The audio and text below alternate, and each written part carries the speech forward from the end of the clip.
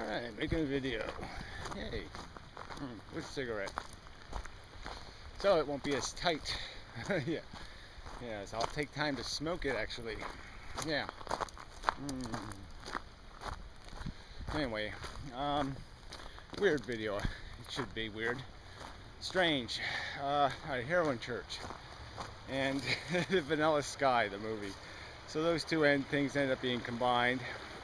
And then, that affected Mike and DJ. Well, anyway, so yeah, so all these things you just did once. It was just kind of funny. I was going to make a video about the horrible movie Vanilla Sky. It was just horrible. I mean, the first 90%. The ending was an adequate a place where the convergence of the whatever philosophical value there was in the movie, it converged a little bit, and they did a little bit of it.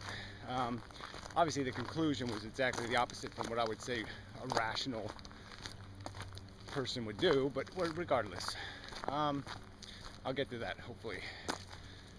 Yeah, maybe, possibly. So anyway, Heroin Church made this movie, a video.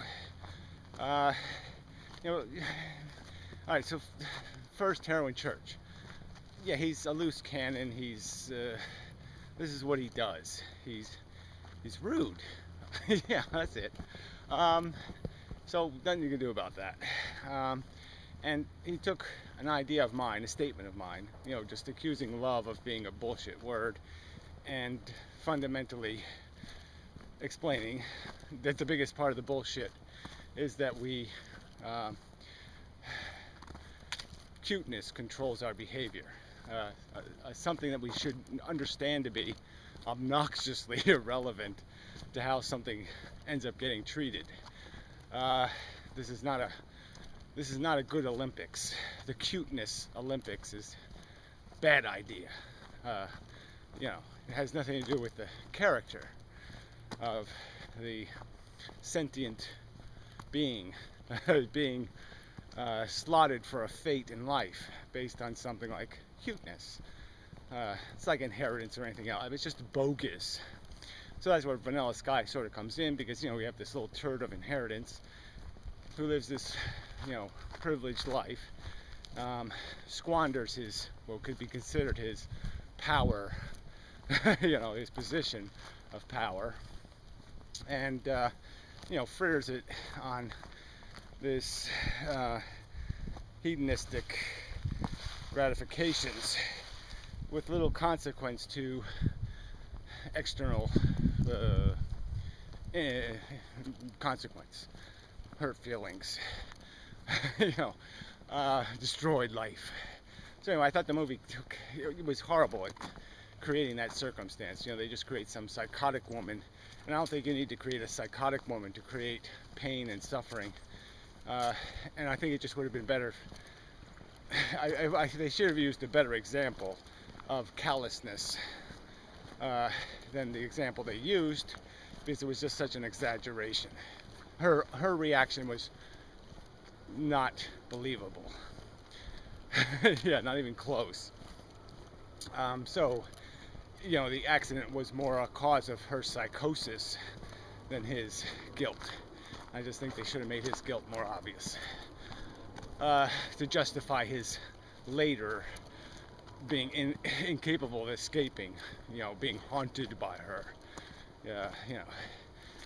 The haunting would make more sense if she was a sympathetic rather than malicious character. But anyway, that's besides the point. Getting just to this idea of judgment. So in my statement, look, I've made this argument before. It's like I smoke cigarettes occasionally, but I would never. I've stated I would impose a death penalty. I think it would be wise for society to have a draconian punishment for anybody who gives a child their first cigarette.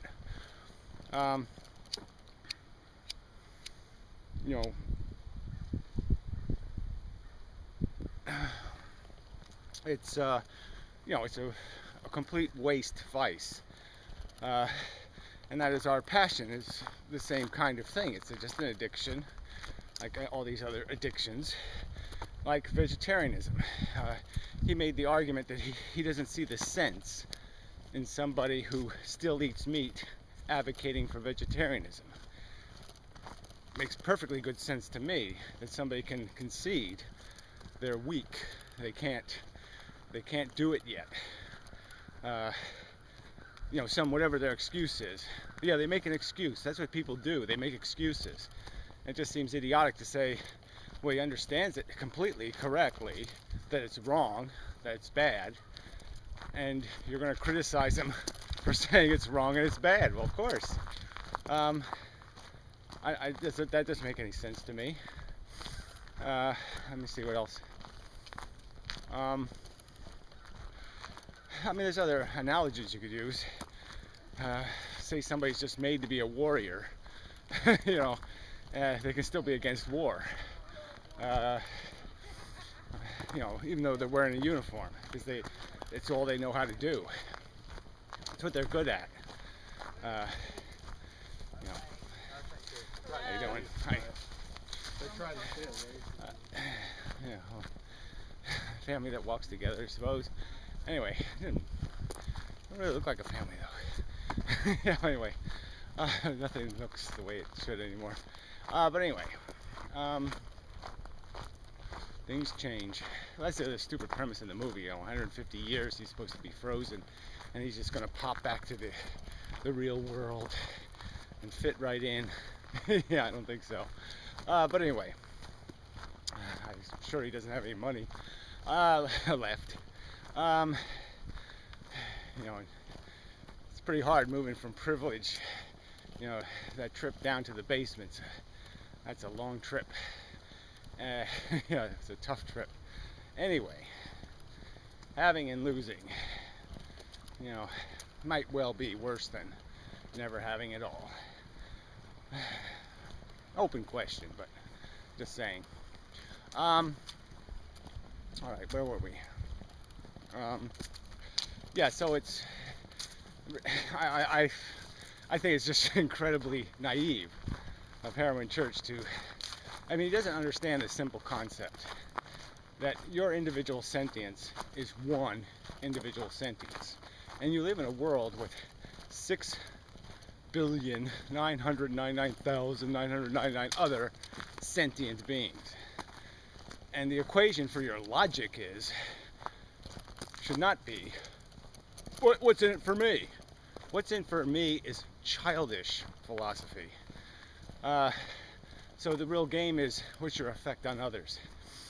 And so even if we bow to our addictions, which I think is necessary, and I think you're as much a fucking sellout to your addictions as anybody.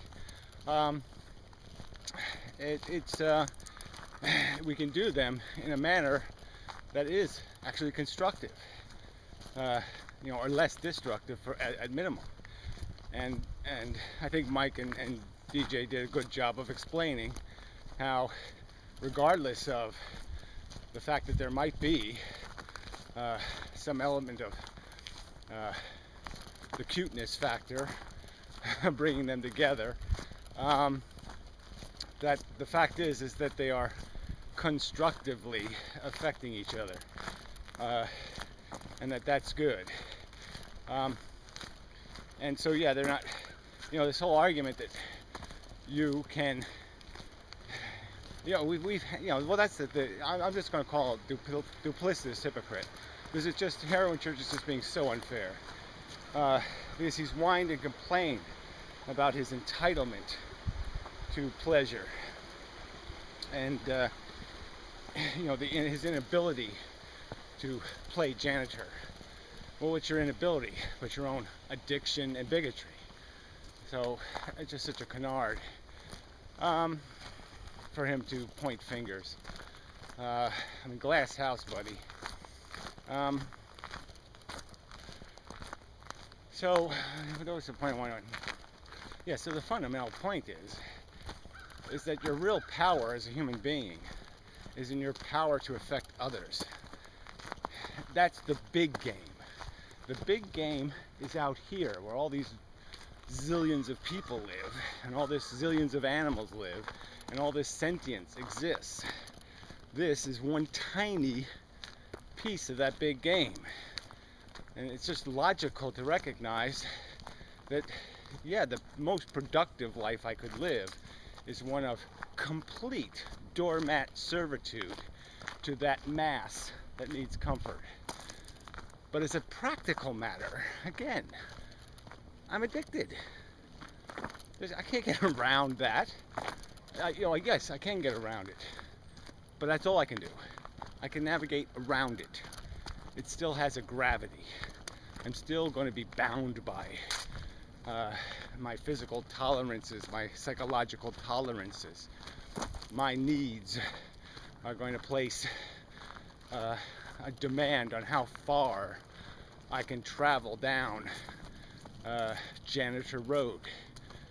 You can only give up so much of yourself. You can only, shackle yourself. There can be the burden can be too big, and it will crush you. You can try to lift too much. It's that simple.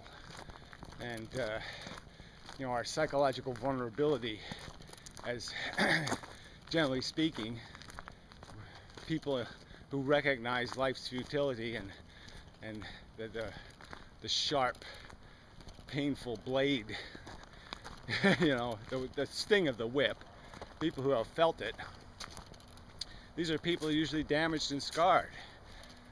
And here you are, have this expectation that they're going to have some superpowers. We don't have people, generally speaking, in this community are not going to be people endowed with superpowers. They're going to be exactly the opposite. People who are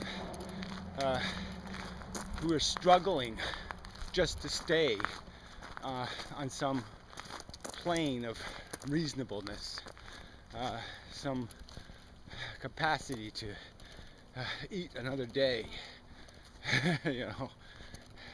And so, well, anyway, like I said, I really shouldn't argue with heroin churches. It was just, just a resentful, rude, emotional response from him that had just no proportionality. Totally a waste. Not a reasonable statement. And not built out of any disciplined logic. Because again, if you're going to judge relationships, that was not one to judge. Oh, I never really got to the movie. Well, I sort of did, right? It's just a stupid love story in a way. And in that sense, it was just, well, anyway, like I said, I just don't like Tom Cruise.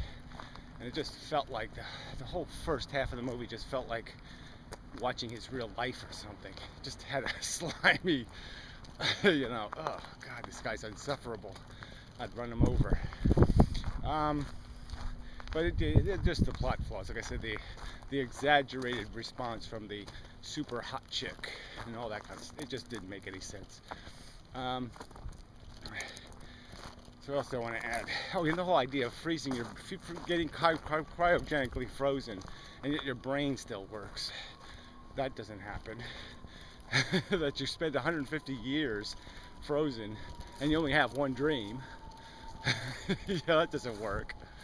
But anyway, at the end, right, the technical support guy says, "Hey, we fixed the glitch. It's okay. You're not going to nightmare anymore." And Tom Cruise chooses now to go back to reality as Scarface because he's being promised surgery, right? But that's the joke. Because that won't fix his underlying psychology, right? And you sort of got a taste of that in the first relationship, right? Because the second girl he meets, she can see herself being just the next conquest, just the next thing for him to get bored of. And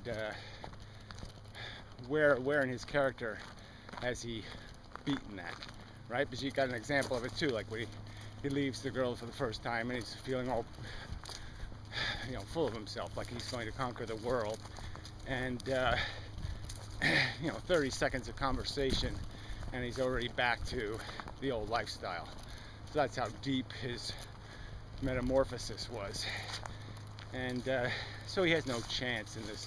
I'm going to go back to the real world and do what? Break some more hearts. He's not going to go back to the real world and become some sort of new person, or be some kind of different person, because it's not in his nature. And again, that's what you're fighting. You're fighting your nature.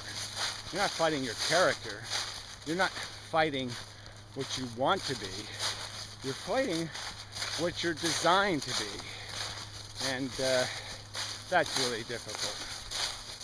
And so unless you make a real cathartic, it's not even the right word, a hard change, a real big change, which doesn't come along, which isn't easy, almost like changing from being, imagine change, well, lots of things can change. So it's the idea of the person who, like a heroin church, who feels disconnected from their native sexuality. It's like me just trivializing that and say, well, all you need is a few experiences and that'll completely change. And no, it doesn't just completely change easily. It's going to take more than a minor experience. It's going to take a major experience. But it's not even just the experience. It's not something you can learn. It's something you have to be emotionally trained into. You have to learn it through conditioning, through reliving hours of life in your new role. I mean, reconditioning like Clockwork Orange. It's not a simple process of just reprogram. You just put a new card in their brain. Well, maybe it is 150 years from now. But anyway, so I just thought the conclusion was kind of silly. He'll go back to some world where he will not have the promise of his perfect love that he is seeking. Again, make the girl really ugly, and then see how the movie if it makes any sense. Make the second girl really ugly, and then see if you can make any sense out of this movie. No, the sense of it evaporates. So I just want to make that argument to Heroin Church, that as much as I hate the bigotry of my psychology and my nature, I will enjoy aesthetics. I will feel passion. And it's just a fact. Okay, so it has nothing to do with my character.